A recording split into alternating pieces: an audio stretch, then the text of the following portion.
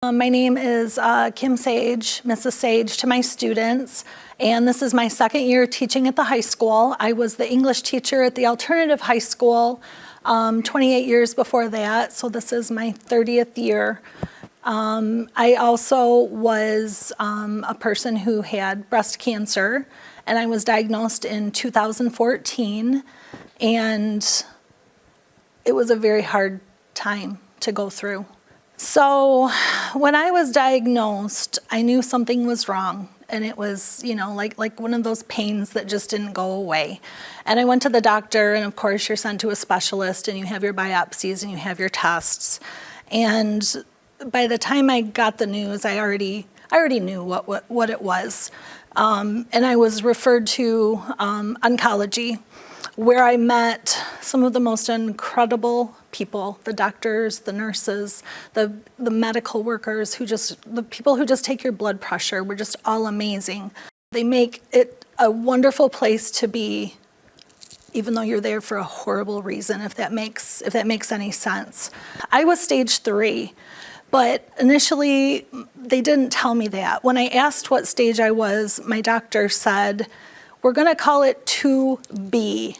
I didn't learn until the end, after I had completed all of my treatment, and somebody was just reading through my chart and said, "So I see you were stage 3." And I about had a panic attack right there, and then I realized, thank you for not sharing that with me in the very beginning. But honestly, the hair part was horrible. And there are a lot of lasting effects of chemo. The chemo I had was, when my nurse administered it, she wore a hazmat suit and goggles and a mask. I mean, we see people in masks every day today, but in 2014, 2015, this was shocking. She was covered from head to toe, and she said basically the chemicals that are going into your body are they're so toxic and so dangerous. I mean, and they are meant to kill. They are meant to kill your cells. And I remember in the beginning, I knew I was going to lose my hair, and I had heard about something called cold capping, where you could get this dry ice and put it in caps and save your hair. And I remember my nurse Tracy asking me, "Why would you not want the chemo to go into every part of your body?" And I tell people I love my hair. I know I got the big 80s hair. I know I do, but I've always liked my hair. And I can remember sitting at a baseball game, watching my son play baseball at Marshall.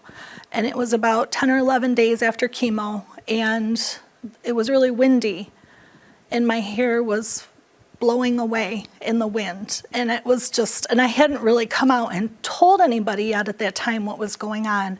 And that was really hard. So when treatment was done, we went to Florida for spring break, and I'd been wearing a wig up until then. I had 13 wigs.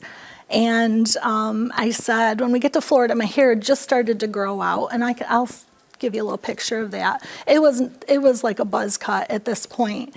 And I said, I'm going to take my wig off in Florida, and I'm going to, for the first time, and I put like a little bandana around, and that's what I wore, for a month or so until it grew out a little more. Overall, I was totally released from oncology this summer. And I could have been released last summer, was my 5 years, but with COVID and everything, they kept me on for another year. So I'm totally released. Somebody asked me, are you cured or are you in remission? And I had to think about that for a second. And in my mind, remission it's kind of like on pause. And I said, I'm not going to choose to think of being on pause. In my mind, I'm cured. I beat cancer.